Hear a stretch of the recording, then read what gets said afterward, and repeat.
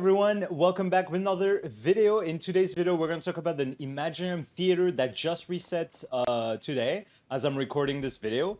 I just cleared it on this account, on my other account, and basically, I'd say this rotation is pretty chill, especially because the elements that are available are Cryo, Pyro, and Hydro, so a lot of good elements, lots of good characters, big DPS, big damage. You got Mawika, you got Arlecchino, you got Skirk, you got all the things that are super good. You got Neuvillette. Like you really can do a lot of things. But they also increase the HP a little bit of the bosses in this. So it's about like 3-4 million, something like that. So it's getting close. It's getting closer to Abyss Floor 12. It's still a little bit far off from there, but it's getting closer and closer. So if you don't manage your characters properly and if you don't take the right buffs, you might struggle a little bit, especially if you don't have a lot of investment. There's not really crazy mechanics. I'll just tell you what you should try to save for each boss and try to make sure you have everything you need on every stage of the boss. So as you can see for the bosses, we got Coppelius first, we got Solitary Swanee second, Goldflame Kukuzor Tyrant third, and then we got the Overseer device, the same that is in the Abyss and that is in the Stygian Onslaught. So usually for Coppelius, you will want to save some Pyro characters. You start the run with Line, Shengling available, so you can definitely save those two for Coppelius. Preferably if you can grab either Arlecchino or Mawika around like early in the run, it would be nice, or at least Bennett, so you have Bennett for Shengling. Because the trial Line is pretty shit. Most of the trial builds are not that great, let's be honest. So you'd rather try to get a Pyro character, a Pyro DPS early to be able to take care of Coppelius. You can definitely use the Risley, the Rosaria, and stuff like that on the first few stages. They're pretty, they're not really great, and the first stages are pretty easy, so you can get rid of the bad characters early on. Child and Line as well. And then as you can see, later on in the fight, you don't really want more Pyro. So basically what you want to do in this IT is use your Pyro DPSs early on for the first two bosses, and then save the rest, the Cryo characters mainly, for the Cryo and Hydro characters for the Pyro boss and for the Cryo boss. So in this situation, as I said early on, I would try, if you can, to get 1 or 2 extra Pyro DPS. So here I would try to collect still the same strategy as usual. Honestly, early on, try to collect some new characters. So if you can get some Pyro characters, it's nice. So against Coppelius, you can also use another Hydro DPS, for example, if you don't have a Pyro DPS. So you could pick up Nevi, for example. But make sure you keep some Hydro for later on. So at least, yeah, Bennett Shengling, a Pyro DPS, or a Hydro DPS, maybe if you have that. Xingqiu Yelan can work as well against Coppelius. But you need to save some Hydro for later on. And Mawika, honestly, after the first two bosses, you will not really use Mawika anymore that much. If you don't, unless you don't have any other Cryo DPS, you kind of want to use her early on. So I will pick Mawika here early in the run. And then once you have a solid base of characters for the first few stages, feel free to start picking up some blessings, especially freeze blessings and potentially the other ones. But I think I would highly recommend picking freeze to start stacking up those buffs for the later stages. So either freeze or vaporize is gonna be pretty nice. I would say melt in this IT is not really that great. Also, you get some crazy buffs with the blessings from this this stage. So you can see here, vaporize, more Pyro and Hydro Rest Shred on the enemy. You get some crit damage buff. You get some damage bonus here for vaporize as well. For the freeze, you get a ton of Cryo and Hydro damage. You get some crit damage, a ton of Hydro and Cryo Rest Shred, and some extra crit damage as well. So really good blessing. Again, you can get some decent amount of damage.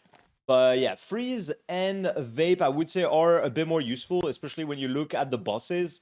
Here, you're going to vape a little bit on the shield and stuff. Here, you will freeze most likely. Melt is good for the first two ones, but they have less HP, so I wouldn't recommend focusing too much on melt buffs. Now, as usual, early on, the rune enemies are very easy to fight. Super straightforward. You can clear them with basically any of the starter characters. So I would highly recommend picking up those rune enemies first. Then second easiest chamber, in my opinion, are gonna be those Shatterstone enemies. They're pretty, I mean, they don't move too much. You can freeze them. They don't have that much HP, so in my opinion, those are pretty nice. So yeah, as I said regarding Coppelius fight, just bring a bunch of Pyro. At least 2 Pyro characters will make it much easier to break the shield, deal some damage, get some reactions, and yeah, the boss has cryo resistance. You really don't want cryo DPS during this fight. And yeah, just bring some Pyro, just bring some Hydro, and you will be just fine. Now, when it comes down to defending the Monolith, I would highly recommend not picking up the rooms with the Helichurls, Metachurl, Lava Churls, whatever.